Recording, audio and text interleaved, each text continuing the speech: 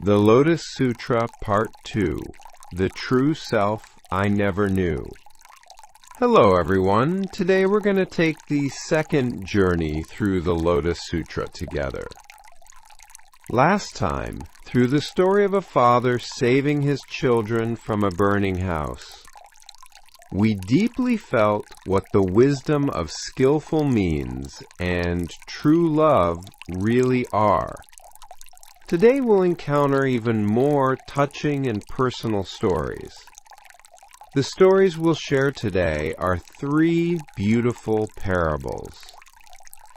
First, the story of a son who thought he was poor but realizes he was actually a rich man's son. Next, the story of how a single rain from the sky nurtures all plants without discrimination. And finally, the story of discovering a jewel hidden in one's clothes. All these stories contain one common message. It's the hopeful message that we are already complete beings, that everything is already prepared within us. We just haven't discovered it yet. We who live in modern times constantly feel lacking. We live under the pressure that we need to have more, do better, become more perfect. But the Lotus Sutra offers us a completely different perspective. It tells us the problem isn't insufficiency, but not knowing our abundance. It's not a matter of lack, but of recognition. Through today's stories, I hope you'll discover the treasures hidden within you. And I hope that discovery won't be mere self-satisfaction or narcissism, but will lead to wisdom that also recognizes the preciousness of others. The long wandering of the son who left home.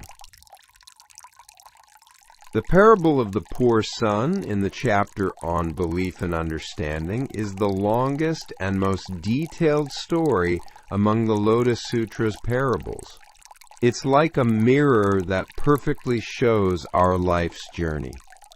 It's like a person who, from childhood, left his father and lived in another country for a long time, perhaps 10 years, 20 years, even 50 years.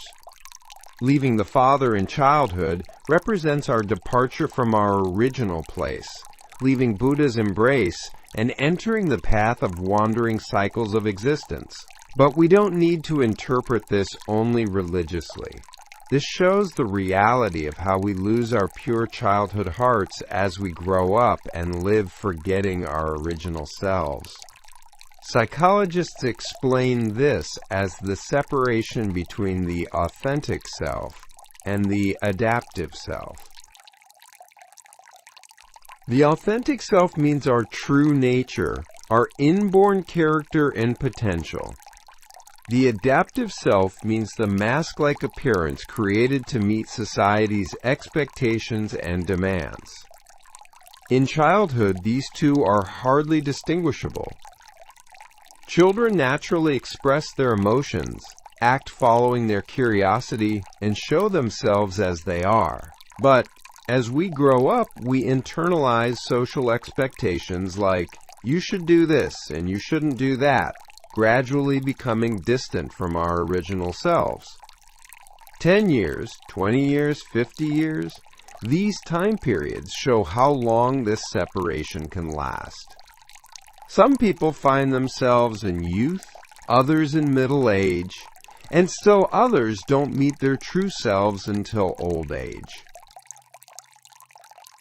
As he aged, he gradually became poor and desperate, wandering in all directions seeking livelihood, and eventually came back to the country where his father lived. Becoming poor with age means the realization that external achievements or material abundance don't give true satisfaction. When young, we believe that succeeding, being recognized, and possessing things will bring happiness. But as time passes, we learn these things aren't fundamental solutions. Modern psychology research supports this too. Several studies have shown that material abundance above a certain level doesn't correlate much with happiness. Instead, meaningful relationships, self-realization, and sense of purpose are more closely related to true happiness. Wandering in all directions, seeking livelihood, symbolizes our efforts to find answers externally. Trying to gain happiness through better jobs, more money, higher positions, broader networks. But these efforts aren't in vain. As the sutra says, he, quote, eventually came back to the country where his father lived. All external experiences ultimately become processes that lead us back to our original place. Failures, frustrations, and trial and error all become nourishment for growth. Carl Jung called this the individuation process. The first half of life focuses on external achievement, but the second half focuses on inner integration and self-realization. This is a natural developmental process, and without the earlier stage, the later stage is impossible. What does the father look like now? The father had been wealthy from the beginning, with treasures of gold, silver, crystal, coral, amber, pearls, and others. His storerooms and granaries were full. He had many servants and retainers, elephants, horses, and carriages, and many fields and houses. He also lent money and did business reaching even to other countries. The description of the father's abundance is very concrete and detailed. This represents not just material wealth, but completeness in every dimension. The treasures of gold, silver, crystal represent various aspects of wisdom. The storerooms and granaries represent infinite compassion and merit.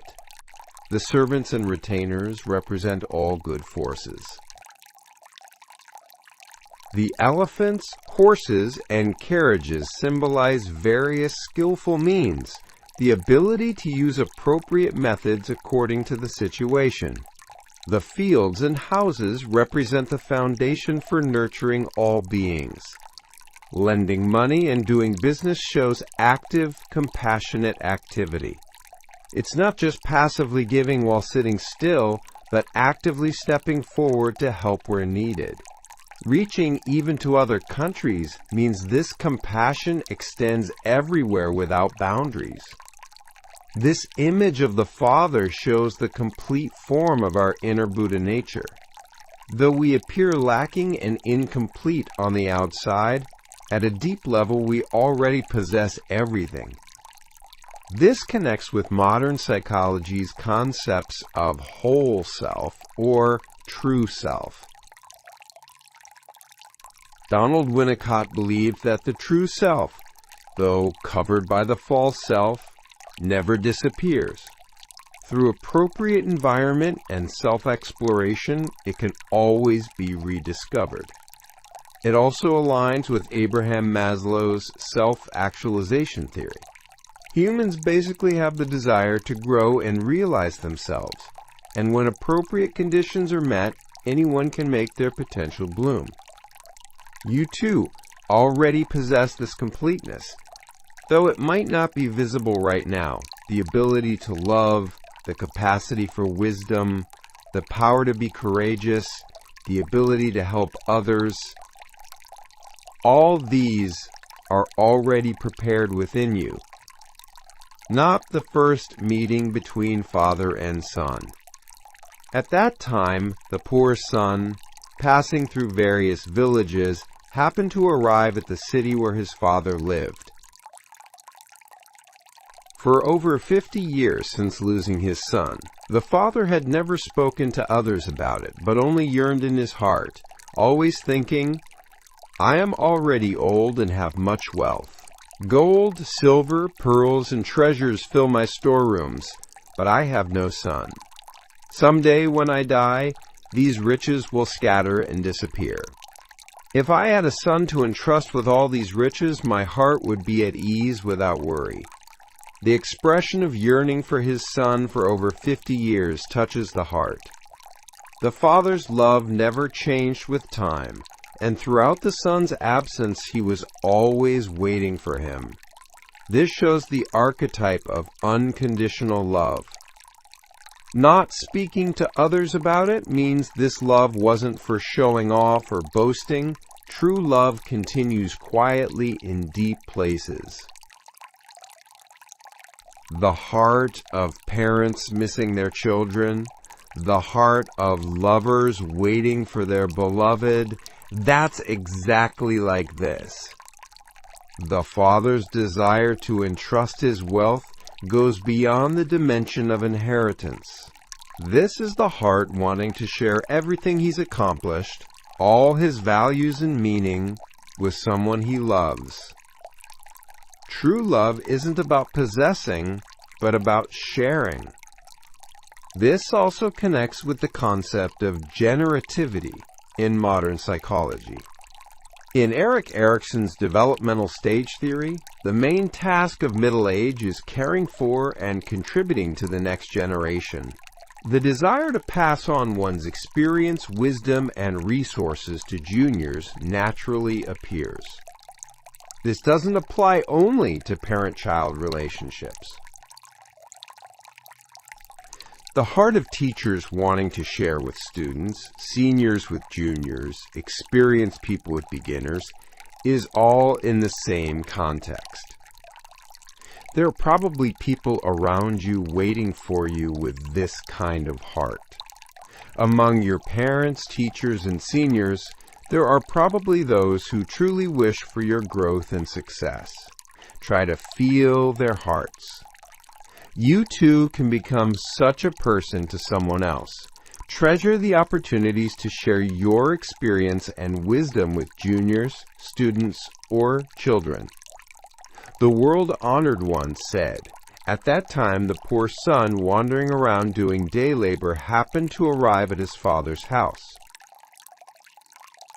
Standing by the gate, he saw from afar his father sitting on a lion throne, with his feet on a footstool, surrounded by Brahmins, nobles, and householders, adorned with pearl necklaces, with servants holding white whisks attending him on both sides, and incense and flowers being scattered from pavilions with jewels decorating the ground. Finally, the son arrives in front of his father's house, but he can't enter and only stands by the gate. This shows situations where we're close to truth or enlightenment but can't take one more step due to fear or self-deprecation. The description of the father's dignified appearance is very majestic. The lion throne represents Buddha's seat. Being surrounded by Brahmins and nobles means all wisdom and authority are together. The appearance decorated with pearl necklaces and jewels symbolizes the radiance of complete enlightenment. But in the son's eyes, all this appears as an object of fear. This precisely shows the sense of intimidation we experience when we don't know our own true value. Originally, he's someone qualified to sit in that seat. But because he thinks of himself as poor and worthless, he doesn't dare approach. At this time, seeing this great power, the poor son became afraid and regretful, saying, "This person might be a king or someone like a king. This is not a place where I can work for food. It would be better to go to a poor village where I can easily get food and clothing through physical labor." Thinking this, he quickly ran away. The son's reaction is very human. In the expression of fear and regret, we see modern people struggling with lack of confidence. How often do we give up on our own when good opportunities come, thinking, "I'm not qualified," or "it won't work with my abilities"? Wanting to go to a poor village means seeking a place that matches one's level, but it's also cutting off opportunities for growth. Sometimes opportunities given to us might seem overwhelming, but they might be exactly the opportunities for growth. Psychologist Carol Dweck distinguished between growth mindset and fixed mindset. People with a fixed mindset think their abilities are predetermined, so they try to avoid challenges. People with a growth mindset believe abilities can be developed through effort, so they accept challenges as opportunities for growth. The poor son's appearance shows a typical fixed mindset, but we can't simply criticize this. The sense of intimidation felt by someone who has lived in difficult circumstances for a long time when suddenly facing a good environment is a natural response. What's important is understanding this response and gradually changing it. Rather than blaming yourself, understand that your experiences so far have created such responses, and gradually open your heart to new possibilities. Samdrastanso vrajwar possibilityo. Samdrastanso were han samtrees kind of men saw his son and immediately recognized him.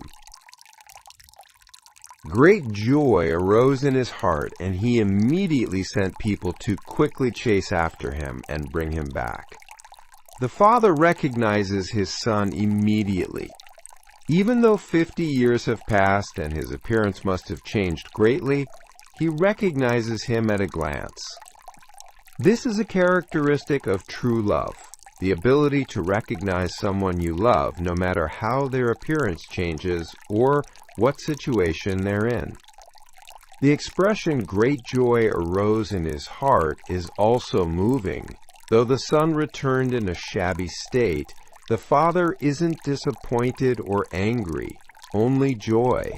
This shows what unconditional love is. Urgently sending people to bring him back shows the father's earnestness, but how would this be received by the son? At that time, the messengers quickly went and seized him. The poor son was startled and frightened, crying out loudly, "I have done nothing wrong to you, so why do you seize me?" The messengers tried even more forcibly to drag him away. Then the poor son thought, "Being seized, though innocent, I will surely die," and became even more frightened, fainting and falling to the ground. This scene shows that even good intentions can cause harm if the other person isn't ready. The father's earnestness became terror for the son. This teaches us what we must be careful about when trying to help others. No matter how good something is, it shouldn't be forced. We must consider the other person's situation and state of mental readiness, especially for someone who has been hurt and intimidated for a long time. An even more delicate approach is needed. Modern counseling psychology also emphasizes this principle. If you give interpretations or advice that are too deep when the client isn't ready, it can actually cause resistance or negative transference. Counselors must gradually progress at the client's pace. It's the same in education. If you try to teach content at too high a level while ignoring the learner's current level, the learner becomes frustrated and gives up. Vygotsky's zone of proximal development theory emphasizes that education should occur in the area between what learners can currently do alone and what they can do with help. It's the same in human relationships. No matter how much you're doing something for the other person, if you force it when they're not ready to accept it, the relationship can actually get worse. Seeing this from afar, the father told the messengers, "This person is not needed, so don't bring him by force. Sprinkle cold water on his face to bring him to consciousness and say no more." This was because the father knew his son's mind was inferior and base. The wise father immediately grasps the situation and changes his method. He abandons the plan to forcibly bring the son and considers the son's condition. This shows what true wisdom is, the flexibility to adjust to the other person's reality rather than insisting on one's own plan. The expression knew his son's mind was inferior and base isn't critical in meaning. This is recognizing the reality that the son's current self-image has been formed that way. The father doesn't blame this, but understands it, and looks for ways to start from that state. This attitude matches the core principle of modern humanistic psychology, unconditional positive regard. Carl Rogers believed that true healing happens when counselors accept clients' current state without judgment. Parents, teachers, and leaders also need this wisdom. Accepting the current state of children, students, or subordinates as it is, and helping them in ways they can accept. Shikla love that gradually approaches. Though he is wealthy and recognized his son, he used various skillful means to employ his son without yet saying, "You are my son, and I am your father." Though the father recognized his son, he doesn't immediately reveal his identity. He decides to wait until the son can accept it. This is a choice requiring extreme patience and wisdom. Imagine the feelings of meeting the son you've yearned for 50 years, but not being able to immediately say, "I am your father," and having to endure it. But true love prioritizes the other person's needs over one's own emotions. Being able to wait for long-term happiness rather than immediate satisfaction is mature love. This also connects with the concept of delayed gratification in modern psychology. As shown in Stanford University's marshmallow experiment, the ability to resist small, immediate satisfaction and wait for greater satisfaction has a decisive impact on life's success and happiness. He immediately devised a skillful means, sending someone rough, shabby, and undignified to go to the poor son and say, "Come to work. I'll have you clean up filth and we'll pay double wages." The father sends someone who matches the son's eye level. The person described as rough and shabby means someone at a level the son wouldn't find burdensome, and he arranges to start with work the son can do. The expression "clean up filth" might sound a bit harsh, but this means starting from the lowest level of work. In modern terms, it's like starting with cleaning or menial tasks. What's important isn't the type of work, but giving the opportunity to start. Paying double wages shows the father's special consideration. He treated the son generously economically so the son could recover self-esteem and feel secure. This matches the scaffolding concept in modern education, providing appropriate support until learners can do things independently. At first, giving much help, then gradually reducing support so they can eventually do it alone. This principle can be applied when training new employees at work too. Rather than assigning difficult tasks from the beginning, start with simple work and gradually increase responsibilities and authority. It's the same when parents educate children. It's effective to start at the child's current ability level and gradually give more difficult tasks while helping them grow. Hearing about the wages, the poor son was delighted and followed to clean up filth and remove dirty things. The father, watching his son through a window, saw him foolish and inferior, attached to dirty work. The expression that the son was delighted is touching. Though it was dirty work, he was happy just that there was work that accepted him and gave fair compensation. This shows humans' basic need to be recognized and feel belonging. In Maslow's hierarchy of needs, after physiological needs, comes safety needs, followed by belonging and love needs. The poor son has now barely satisfied his safety needs and is beginning to feel belonging. The scene of the father watching his son through the window is also meaningful. Though he can't approach directly, he's always watching. This symbolizes Buddha's compassion watching us from heaven, or a parent's heart wanting to watch their child even from afar.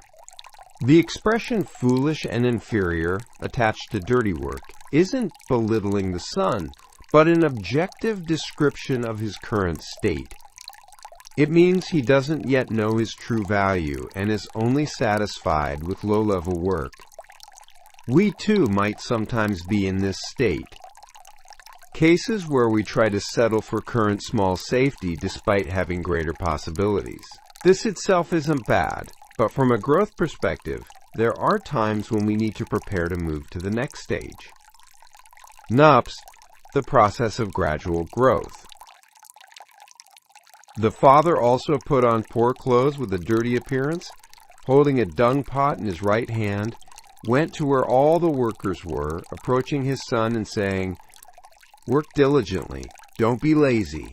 For your sake, I'll give you more wages and also apply oil to your feet. Food and meals, mats and bedding are all prepared, so work without worry." Finally, the father appears directly, but not in his original majestic appearance. He appears disguised like the workers. This has the same meaning as Jesus coming in human form. It symbolizes the compassion of a high-level being descending to a low level to be together. Wearing poor clothes with a dirty appearance means not flaunting one's position or authority. It's humble love that considers so the other person won't feel burdened. Holding a dung pot in the right hand has great symbolic meaning. It shows unconditional love that doesn't refuse even the dirtiest work. True love isn't just dealing with clean and beautiful things, but accepting any aspect of the other person. The heart of parents changing a baby's diaper, a caregiver looking after a patient, a counselor sharing a client's pain, that's exactly like this. Love sometimes willingly takes on dirty work. The encouraging words, "work diligently, don't be lazy," also have deep meaning. This isn't just demanding work performance, but motivation for growth. Though the current work might seem insignificant, it's encouragement that you can grow through it. Applying oil to the feet means meticulous care. It's considering in advance parts that might get hurt from hard work. Preparing food, mats, and bedding is a promise to make life safe and comfortable in all aspects. This matches the concept of holistic care in modern organizations, having interest in and supporting not just employees or students' work or learning, but their entire lives. Also, with kind words, he comforted him, "Good man, don't leave but work here. I will regard you like my own son." The address "good man" is special. This means great person, an expression recognizing the other person's dignity. Though doing dirty work, it means treating him as an equal in terms of personality.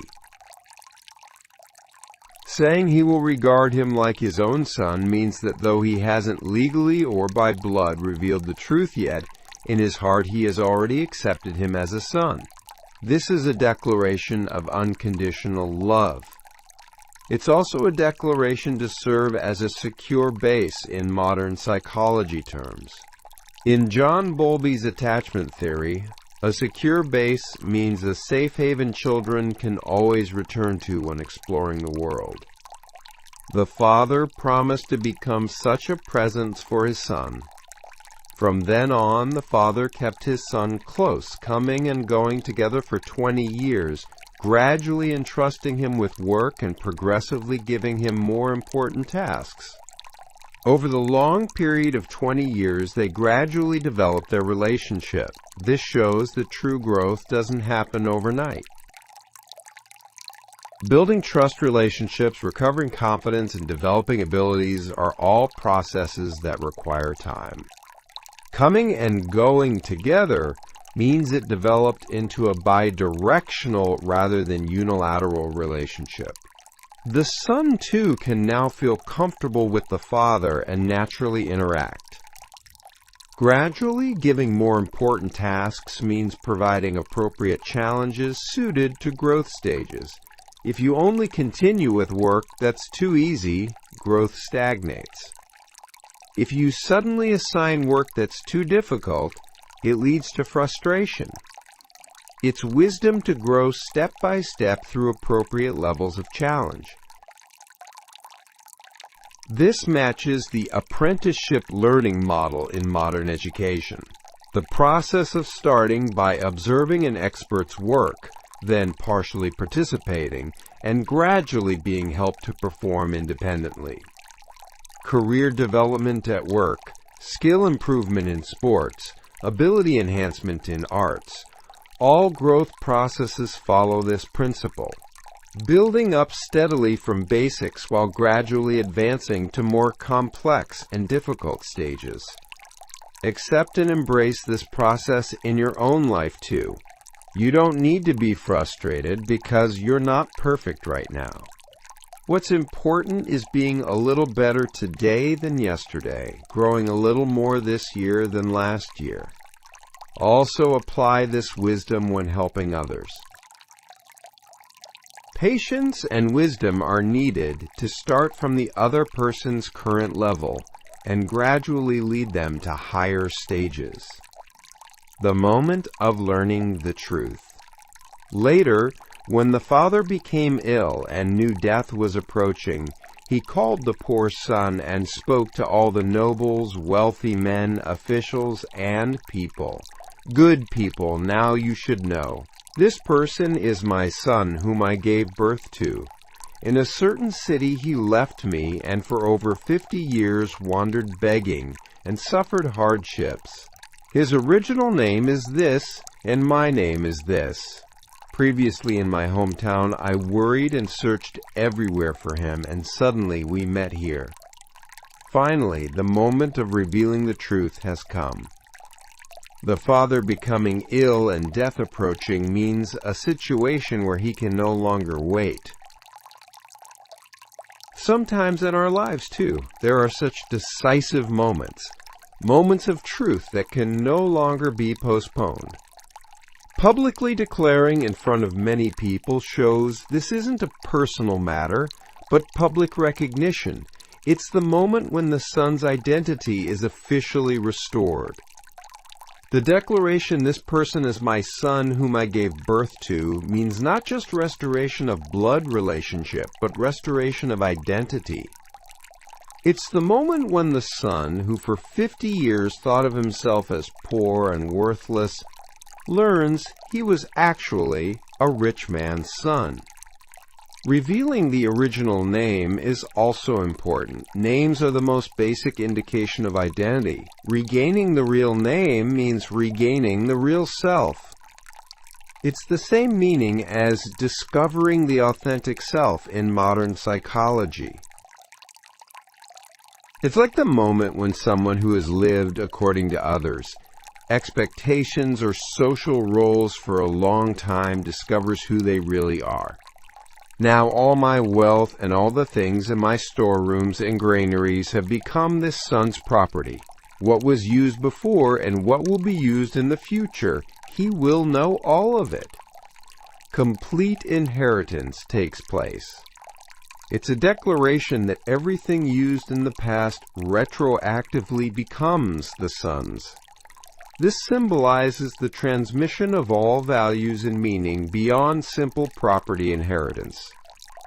Including, quote, "What will be used in the future means complete delegation for the future. He's given the authority to inherit everything from the Father and use it freely." This is the message that all our potential and possibilities actually already belong to us. All the good things we can do, all the happiness we can enjoy, all the love we can share is already prepared within us. At that time, hearing his father's words, the poor son gained great joy, having never experienced such a thing before, and said, "Originally I had no mind to obtain anything, yet now all these treasure storehouses have naturally come to me." The son's reaction is very interesting.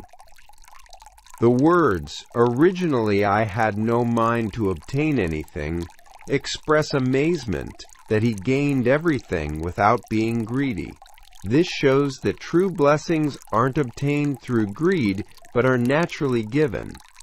The expression "naturally came to me" also has deep meaning. It wasn't obtained by force, but recovered naturally, as if it had originally been his. This is like the experience when we discover our true self. The natural recognition of, this was my original appearance, or this was what I really wanted. It feels like discovering something that was originally there, rather than creating something by force. Imling Sumtix B.A. One rain nurtures all plants. Now let's move to the great rain parable in the chapter on medicinal herbs. This parable shows from a different angle how Buddha's compassion works. Shariputra, in the mountains, rivers, valleys, and plains of the 3,000 Great Thousand World System, there are medicinal herbs and trees, large, small, and medium.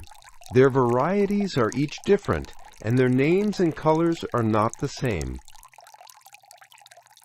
It begins with a description of the world's diversity.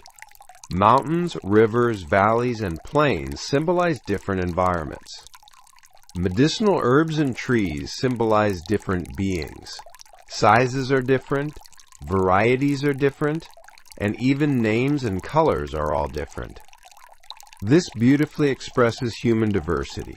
People have different personalities, different abilities, different interests, and values. The environments they've lived in are different, and the goals they pursue are different. This diversity isn't a problem, but a beautiful reality. This perspective is especially important in today's multicultural society. In an age when people with different cultures, languages, religions, and values live together, we need a perspective that sees these differences not as problems, but as richness. In education, too, concepts like multiple intelligence theory and individualized education are exactly about recognizing this diversity. Not all students learn the same way, so education suited to each person's characteristics is needed. Dense clouds arise and rain falls heavily, moistening all medicinal herbs, trees, forests, and plants. Large, small, medium ones, lower branches, middle branches, upper branches, all leaves, flowers, and fruits become bright and lustrous. The key is that rain from one cloud moistens all plants. The rain doesn't distinguish between large and small, doesn't separate by type, and falls on everything without discrimination. This is a perfect metaphor, showing how Buddha's compassion works. Buddha's teaching is one, but it shows different effects according to the abilities and situations of the beings who receive it. The expression lower branches, middle branches, upper branches also has deep meaning. Even within the same tree, each part has a different role and position, but all receive the same life force and fulfill their respective roles. We can think of this in connection with the various roles in modern society. There are leadership roles like presidents or CEOs. There are roles of middle managers and specialists. And there are roles of people handling frontline work. None can be said to be more important, and all roles are necessary for the whole. It's the same in families. Parents' roles, children's roles, siblings' roles are each different, but they're all necessary for the community called family. The roots, stems, branches, and leaves each receive the one rain according to their portion, but each grows differently. The important point is that though they receive the same rain, the way they grow is different. This shows that even when hearing the same teaching, people understand and apply it differently according to their individual capacity. The expression, according to their portion, is special. Portion means each one's ability and situation. Even when the same opportunity is given, the degree of acceptance differs according to each one's current state and ability. This is an important principle to remember when evaluating ourselves and others. Even when receiving the same education and given the same opportunities, results can differ, but this doesn't mean anyone is at fault or someone is superior. Like seeds taking different times to become trees, flowers blooming in different seasons, and fruits ripening in different ways, people also grow at their own pace and in their own way. Fast isn't necessarily good, and slow isn't necessarily bad. What's important is each person doing their best according to their portion. Rather than comparing with others, steadily grow by comparing yesterday's self with today's self. Discovering the jewel hidden in clothing. Finally, let's look at the parable of the jewel sewn in the robe. This story plays the role of completing the previous two parables. It's like a person who went to a friend's house and fell asleep drunk. At that time, the friend had to leave on official business, so he sewed a priceless, precious jewel into his clothing as a gift and departed. The person was drunk and asleep, so he was completely unaware of this. The setting of falling asleep drunk at a friend's house is very human. This symbolizes how we live frantically busy with daily rush and various affairs. The friend having to leave on official business means a situation where he must leave urgently. But before leaving, the friend does something very important. He sews a priceless, precious jewel into the clothing. This means that precious things have already been planted within us while we're unconscious. Parents, love, teachers, teachings, friends, friendship, wisdom gained through life experience, all are treasured like jewels within us. Sewing it into the clothing means it's always together, though not visible on the outside. Sewing the jewel into the clothing rather than just giving it is consideration, so it won't be easily lost. True value is safely stored in places that don't show on the outside. Being drunk and asleep and not knowing shows how we forget truly precious things while caught up in daily busyness or sensual pleasures. Cases like missing conversation with family while addicted to smartphones, losing health while focused only on success, or losing peace of mind while pursuing only material abundance are all like this situation. After that, he got up and went to another country, striving hard to seek food and clothing, obtaining it with great difficulty, but thinking a little was enough. Going to another country after waking up means continuing life's journey, but he still doesn't know there's a jewel within him. Striving hard to seek food and clothing shows the appearance of working hard for livelihood. Obtaining it with great difficulty but thinking a little is enough shows low expectations and satisfaction levels. This matches the appearance of many modern people. Living without knowing their true value and potential, being satisfied with small achievements, or conversely, being caught in a vicious cycle of constantly feeling insufficient and trying to get more. This also connects with learned helplessness in psychology. Due to repeated failure or frustration experiences, evaluating one's abilities lower than they actually are, and trying to be satisfied with small things. At that time, the friend happened to meet that person and said, "Oh, good man, why do you suffer so much for food and clothing?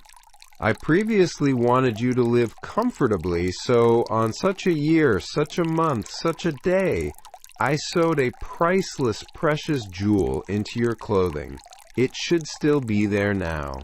Not knowing this, you've lived suffering and seeking. This is very foolish." You can now exchange that treasure for whatever you want and will lack nothing. Finally, the friend appears and tells the truth. This scene is very moving because the friend doesn't blame. He doesn't scold, "Why didn't you notice earlier?" but instead says "foolish" while understanding and accepting with his heart. Remembering even the exact date shows how meaningful and important that act was. True love remembers even the details.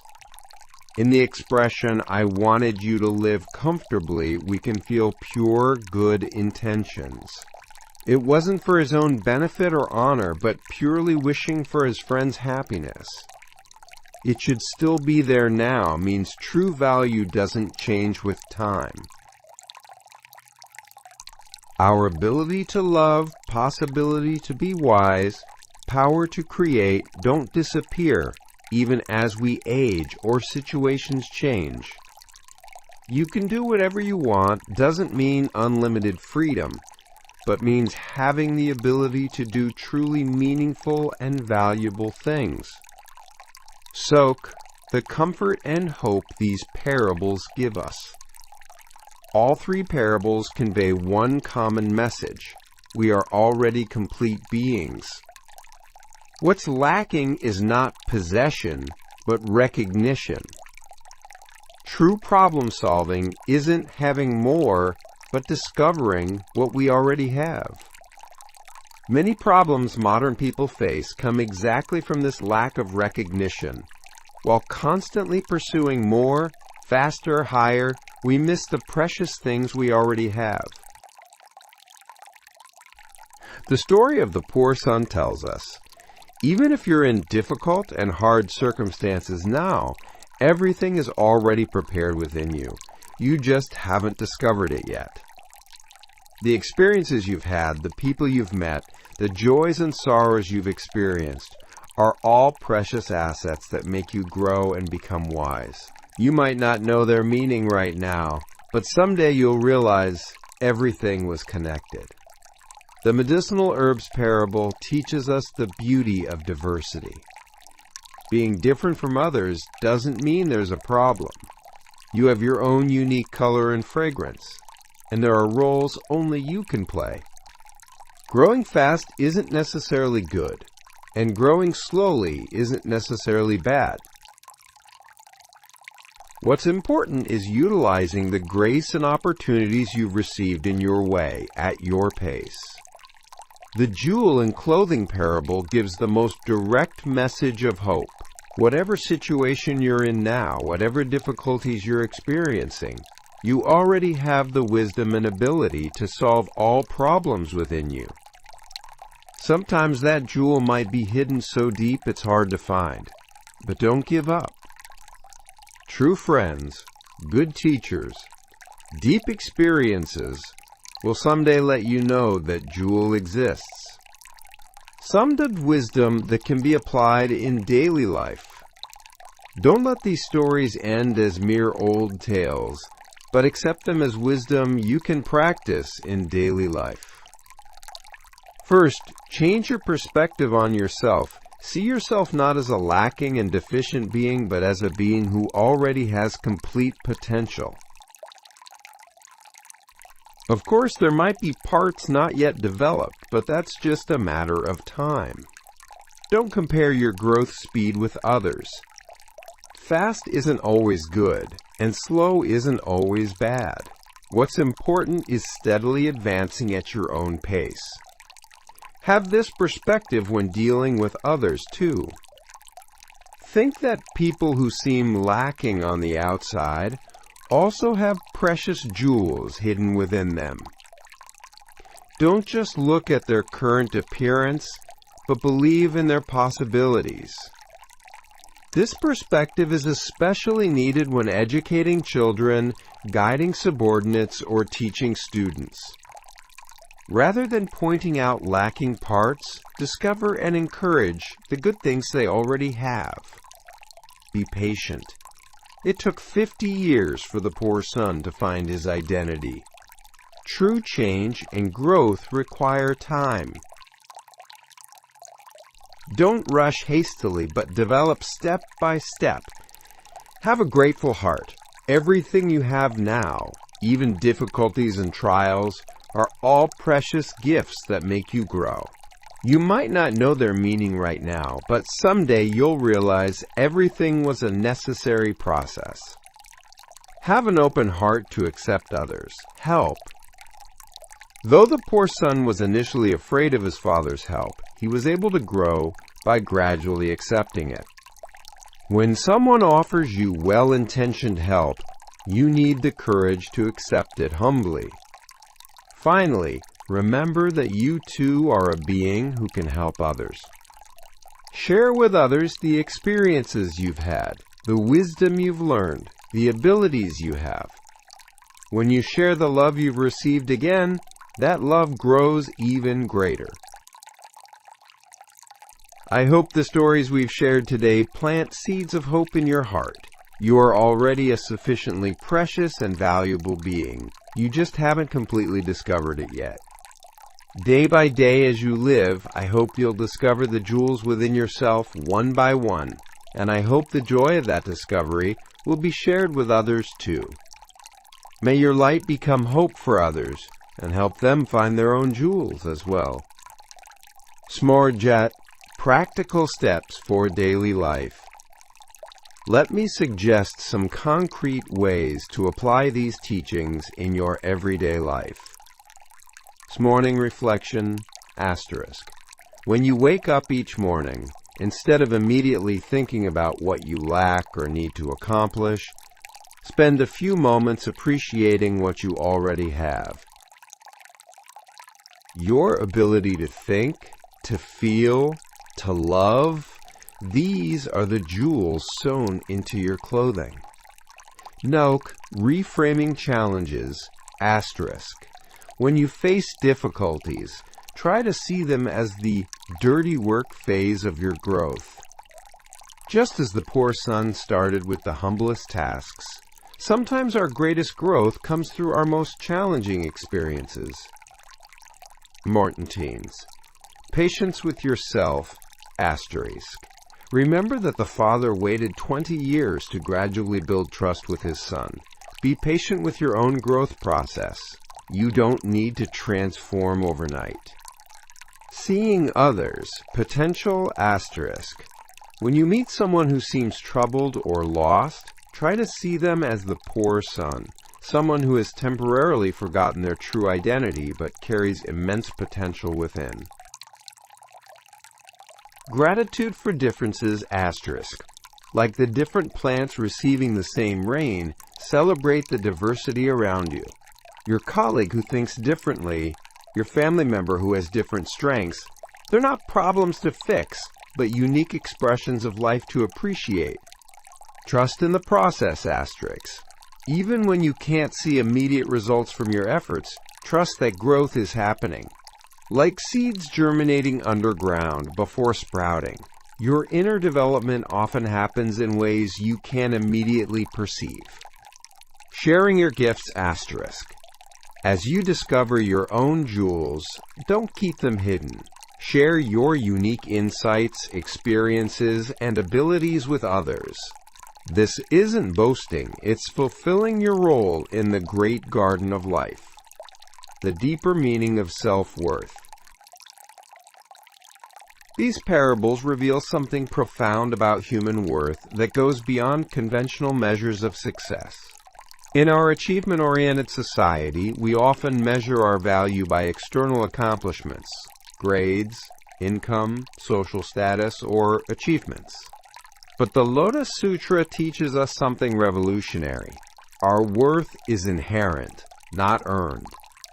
The poor son didn't become valuable when his father revealed the truth. He was always valuable. The medicinal herbs weren't made precious by the rain. They already had their unique nature. The jewel wasn't created when it was discovered. It was sown there from the beginning. This understanding can be tremendously liberating. It means your worth doesn't depend on your performance. Your value isn't determined by others' opinions of you. Your potential exists regardless of your current circumstances. Your contributions matter even when they seem small. Healing the wounds of comparison. Many of us carry deep wounds from comparison, feeling less than others in various ways. The medicinal herbs parable offers profound healing for these wounds. The same rain falls on all plants, but each grows according to its nature and capacity. A mighty oak isn't better than a delicate flower. They're different expressions of life's creativity. Similarly, the extroverted leader isn't more valuable than the quiet, supportive friend. The brilliant academic isn't superior to the compassionate caregiver. Each has received the same rain of life's blessings and contributes uniquely to the whole. This doesn't mean we shouldn't strive to grow or improve. Rather, it means we can pursue growth from a place of self-acceptance rather than self-rejection. We can work to develop our potential not because we're inadequate, but because growth is the natural expression of our inherent completeness. Not entering the wisdom of timing. These stories also teach us about divine timing, the idea that things unfold when we're ready for them.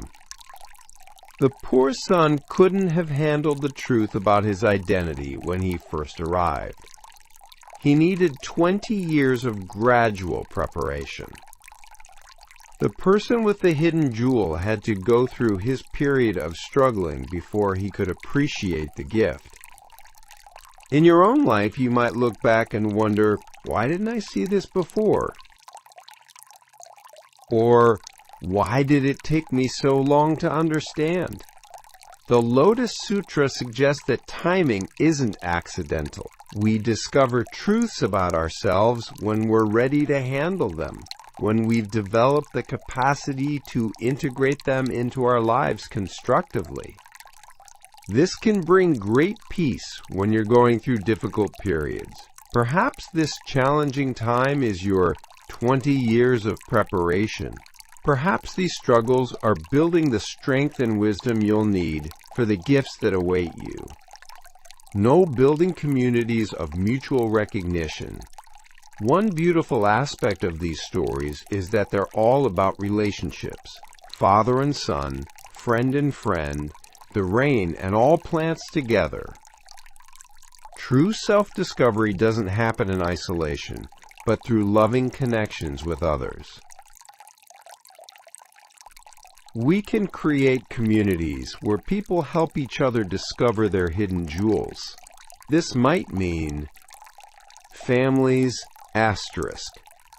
Creating environments where each member's unique gifts are recognized and celebrated. Moving beyond mere performance evaluation to seeing and nurturing each person's potential. Building cultures that value diversity and see differences as contributions rather than problems. Not in an arrogant way, but in the humble, amazed way of the poor son. People around you begin to feel safer to be themselves. Your acceptance of your own imperfections and potential makes space for others to accept theirs. Children especially benefit when the adults in their lives model this kind of self-acceptance. When they see you treating yourself with compassion, working on growth without self-hatred, celebrating your unique contributions without comparison to others, they internalize these patterns. Noom, practical exercises for integration. Here are some gentle practices to help integrate these teachings. Noom, the daily jewel practice, asterisk. Each evening, identify one jewel you discovered about yourself that day. Perhaps a moment of kindness you offered, a creative solution you found, or simply your persistence through a difficult moment. The growth story exercise. Asterisk. Write your own version of the poor son's story. Where did you start? What was your wandering period? Who have been the patient, loving figures, helping you recognize your worth? What are you still discovering about yourself? Non-bird Jord, the rain meditation non-bird Jorn, non-bird Jord, non-bird Jord Jord. Non-bird Jord Jord, the rain meditation non-bird Jord Jorn. Time on bird Jord Jord, non-bird mon-bird Jord Jord Jord. Receiving the rain of life's blessings. What kind of plant are you? How do you receive and use this nourishment? What gifts do you offer to the garden of life? Knock the hidden jewel inventory asterisk. Make a list of positive qualities, skills, experiences, or insights you possess that you might take for granted.